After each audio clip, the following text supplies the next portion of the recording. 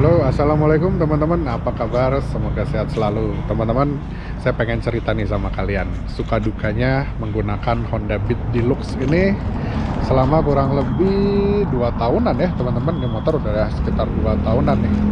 Ada di tangan saya. Dan dia udah jalan kemana-mana ya, teman-teman. Udah lumayan jauh nih perjalanan dia. Sudah sampai ke NTT bahkan ya.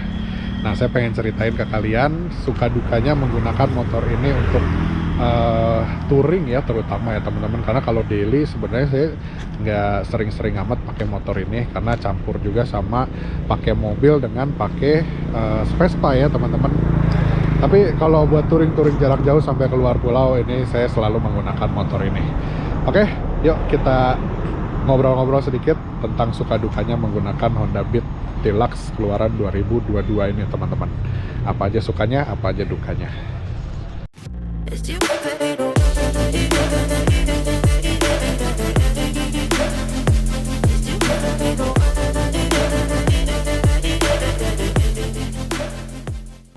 Oke, buat sukanya teman-teman ya, apa sih sukanya ketika menggunakan motor ini teman-teman?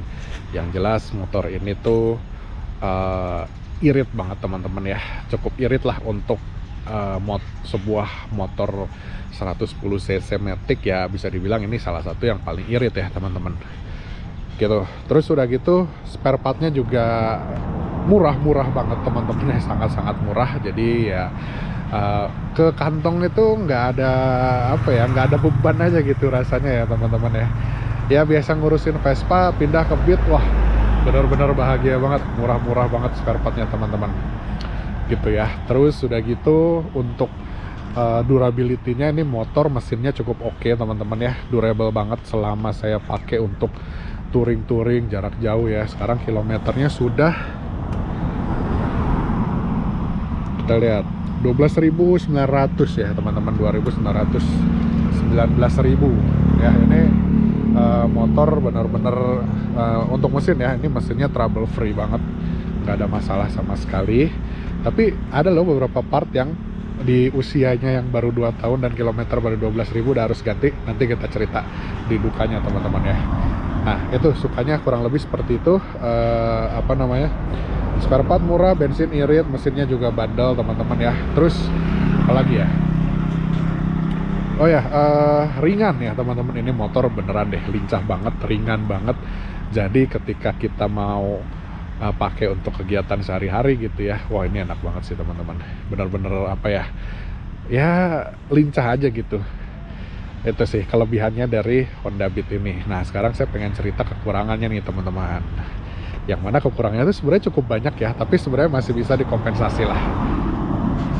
Oke teman-teman, kalau kita cerita minus ya, minusnya motor ini tuh jelas ada di tenaga mesinnya ya. Kalau ngomong-ngomong mesinnya durable, yes bener. Tapi kalau urusan tenaga, waduh ampun deh teman-teman. Kalian benar-benar harus apa ya, kalau kalian mau motor ini enak larinya, upgrade CVT minimal lah teman-teman. Jadi kalau misalkan kalian masih full standar, wah itu larinya ya kalau nggak mau dibilang boyo apa ya, terlalu smooth kali ya, apa terlalu apa, bukan smooth ya, smooth masih enak ya, kayak PCX tuh smooth tapi kencang juga. Ini apa ya, lelet lah bisa dibilang gitu ya untuk tenaga mesin standar ya teman-teman. Jadi diperlukan upgrade terutama di CVT supaya bisa mengubah karakter mesinnya teman-teman ya gitu ya. Tenaganya kurang gitu loh, apalagi buat dipakai sama saya yang bobot badannya lumayan berat ya teman-teman gitu. Nah kurangnya tenaga ini salah satu kekurangan dari si Honda Beat ini. Terus yang kedua itu adalah motor ini sempat kena isu rangka ESAF teman-teman. Wah kalian tahu sendiri kan, rangka ESAF itu dulu sempat viral dan rame banget. Alhamdulillah sih, tapi punya saya terakhir dicek ya teman-teman, itu aman, gak ada masalah sama sekali. Ya karat-karat dikit mah mulai timbul adalah ya gitu ya, cuman maksudnya masih cenderung relatif aman lah dibandingin sama motor-motor lain yang mungkin penggunaannya juga lebih banyak di pantai kali ya. Kalau saya kan di Bandung nih, air dan udaranya cenderung bagus ya. Mungkin kalau kalian makainya di pesisir ya beda cerita ya. So far sih masih aman. Terakhir bongkar waktu ke Sumba juga ya, saya coba bongkar bersihin bawahnya, itu masih aman banget.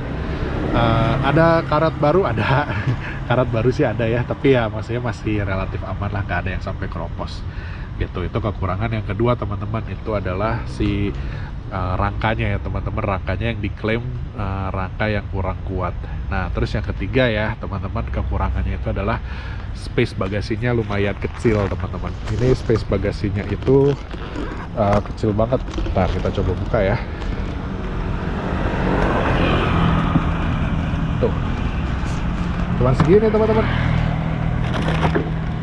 kecil ya. Buat dalam kotaan mah cukup lah ya sebenarnya, tapi kalau buat touring-touringan ya lumayan PR juga teman-teman ya. Kalian harus nambahin ekstra box, top box gitu ya, supaya enak bawa barangnya gitu. Nah itu kekurangan. Berikutnya itu adalah bagasinya yang cukup kecil, terus penyimpanannya juga yang di sini nggak terlalu gede nih teman-teman ya, nggak besar-besar banget gitu. Jadi apa ya, kurang enak buat bawa barang ya, apalagi terbuka kayak gini ya. Nah tapi yang di sini sempit banget guys.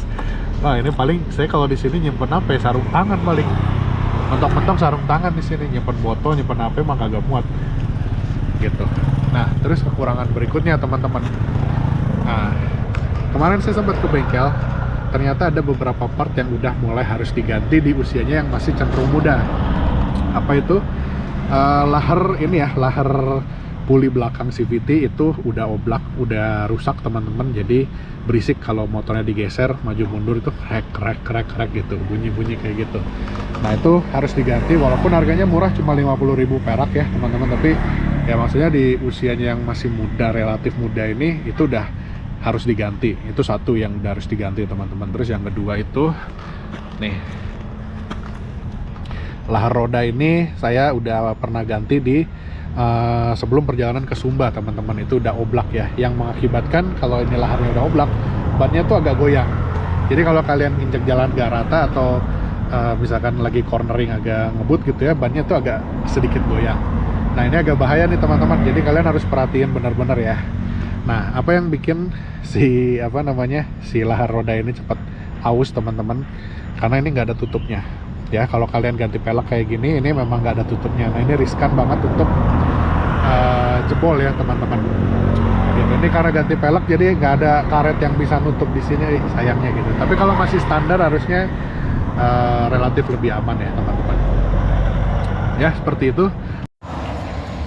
Tuh sorry guys, baterai GoPro-nya habis. Nah tapi kalau untuk part-part lainnya kayak rem gitu ya, rem depan, rem belakang, itu ajaibnya masih lumayan tebel ya teman-teman. Padahal ini motor sering banget disiksa di jalanan turunan dan tanjakan gitu. Terus kampas ganda itu juga masih tebel banget. Jadi sebenarnya untuk spare part, beberapa part ya teman-teman, itu cenderung awet, tapi memang ada beberapa part yang kurang awet. Kayak contohnya kalau yang depan itu mungkin karena modifikasi ya, jadi kurang awet. Tapi yang belakang ini kayak lahar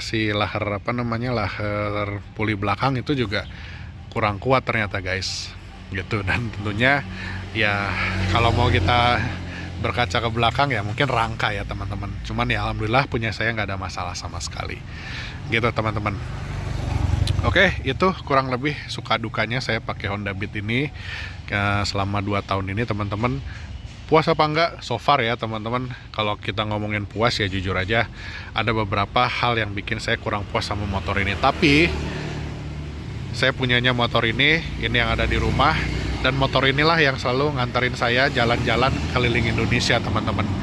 So ya saya puas-puasin aja gitu teman-teman. Kalau ngomongin mau upgrade motor nggak Kang? Ya ntar dulu lah, masih banyak keperluan yang saya rasa lebih urgent daripada saya harus upgrade motor. Karena apa? Motor ini masih sangat mumpuni untuk dipakai perjalanan jauh. Itu yang paling penting. Motor ini masih sehat, masih layak, masih reliable. Itu yang paling penting ya. Motor ini nggak nyusahin saya. So Unyil, kamu masih akan cukup lama ada di tangan saya. Segitu dulu teman-teman videonya, semoga bermanfaat buat kalian yang mau beli Beat Deluxe. Ya mungkin bisa jadi pertimbangan juga. Pemakaian jangka panjang kurang lebih 2 tahun lebih teman-teman. Dipakai jalan jauh, dipakai harian, motor ini masih top Oke, segitu dulu videonya. Sampai ketemu di video berikutnya teman-teman. Jangan lupa di like kalau suka, jangan lupa juga di subscribe kalau belum ya. Wassalamualaikum warahmatullahi wabarakatuh.